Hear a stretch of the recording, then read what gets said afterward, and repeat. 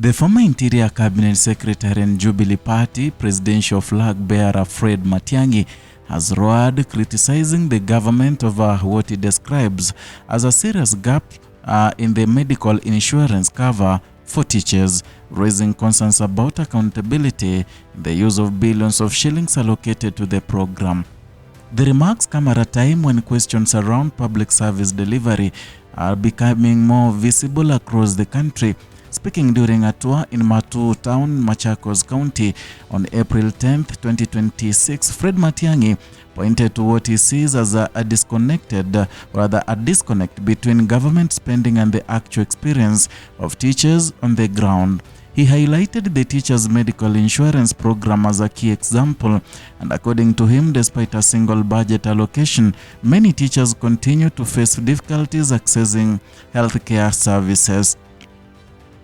The concern, he noted, is not only about service delivery but also about transparency in how public funds are being used. The program in question has been allocated billions of shillings, funding intended to ensure that teachers and their dependents receive quality and timely health care. Yet reports of challenges in accessing services continue to emerge. This, Matiang'i argued, raises fundamental questions. Questions about management, questions about oversight, and questions about accountability. Here is the tip. Kuwanyorosha na tuko tayari kunyorosha nchi hii yetu. Sasa hiyo maneno ya medical cover ya walimu, budget allocation yao ni 17 billion. Wakati ule uliopita, kama kweli hawa ndugu zetu wako kwa uongozi, ni watu wa kusimamia ukweli, waambie walimu hadharani hiyo cover ilipewa nani na ilifanyika nani. Wakubwa wa serikali ndio wanahusika na ufisadi wa kuhujumu walimu.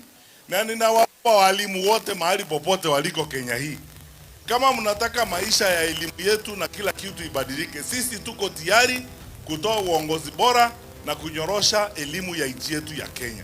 His remarks also touched on the broader issue and the relationship between citizens and the public institutions. He warned that when critical concerns affecting workers remain unresolved, and when clarity is lacking, public trust begins to erode. And when trust weakens, the consequences can extend far beyond a single sector. And the education sector, which relies heavily on the well-being of teachers, is particularly sensitive to such challenges. Healthcare access is not just a benefit, it is necessity.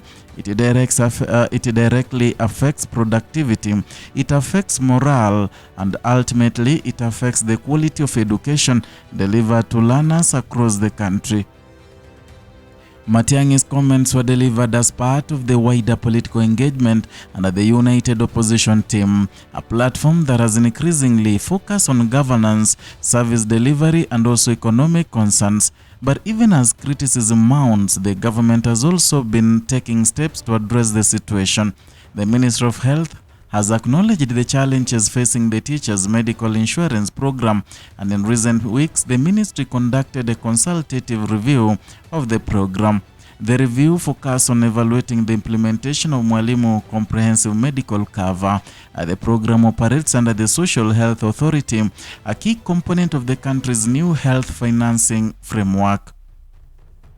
And according to the Minister of Health, the scheme has made measurable progress. It currently covers over 400,000 teachers, and in addition, more than 800,000 dependents are also included. These figures point to significant expansion in healthcare access, an expansion that the government says reflects ongoing efforts to strengthen the system. Thousands of teachers, according to the ministry, have already accessed medical services under the program since its transition to the new framework. This suggests that the system is operational, but the concerns being raised indicate that access alone may not be enough. The quality of service, the efficiency of the system, and the reliability of coverage all remain critical factors. The Minister of Health has also pointed to operational and data management challenges, issues that can affect how services are delivered and how beneficiaries interact with the system.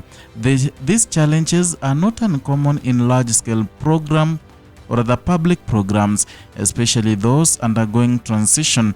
However, their impact can be significant. Delays in service, confusion among users, and gaps in communication, all of which can undermine the intended benefits of the program. And the involvement of the Teachers Service Commission in the consultative process highlights the importance of coordination. Coordination between institutions is essential, and it ensures that policies translate into real outcomes and that challenges are addressed in a timely and effective manner. At the heart of this issue is the question of accountability. Public funds have been allocated, expectations have been set, and now results are being examined. For teachers across the country, the issue is deeply personal, and healthcare is not just an abstract concept. It is about access to treatment, access to medication, and access to support when it's needed most. When these needs are not met, the impact is immediate, and it is felt not just by teachers but also by the families. In a broader sense, the situation reflects ongoing pressures within the public sector, balancing resource allocation with the service delivery, ensuring that systems work as intended, and maintaining public confidence. The concerns raised also come at a time when the country continues to navigate wider economic and social challenges. And in such an environment, efficiency and transparency in public spending become even more critical. Every allocation matters, every program matters, and every outcome matters. The debate around the teachers' medical cover is therefore not isolated. It is part of the larger conversation, a conversation about governance, a conversation about responsibility, and about the role of institutions in serving the public. For policymakers, the path forward involves addressing both the technical and structural issues, improving data systems, enhancing communication, strengthening oversight mechanisms, and ensuring that funds are used as intended. For stakeholders in the education sector, continued engagement will be key, ensuring that the voices of teachers are heard and that their concerns are reflected in policy decisions. For the public, the issue reinforces the importance of transparency, the need for clear information, and the value of accountability in public service. The coming weeks may prove critical as reviews continue and expectations remain high. The focus will likely remain on outcomes, on whether the system can deliver on its promise, and on whether the concerns raised will lead to meaningful change. In the end, the measure of any public program is simple, not in how much it is spent, but in how well it serves the people it was meant to protect. That is all from Kenya Lens Media, at least for now. Kindly, if you are new here, consider subscribing as a way of supporting us and also motivating our efforts. Equally, it helps us grow this platform as we have an aim of hitting the 10K subscribers. Equally, hit the notification bell as a way of getting notifications each and every time we upload a new video.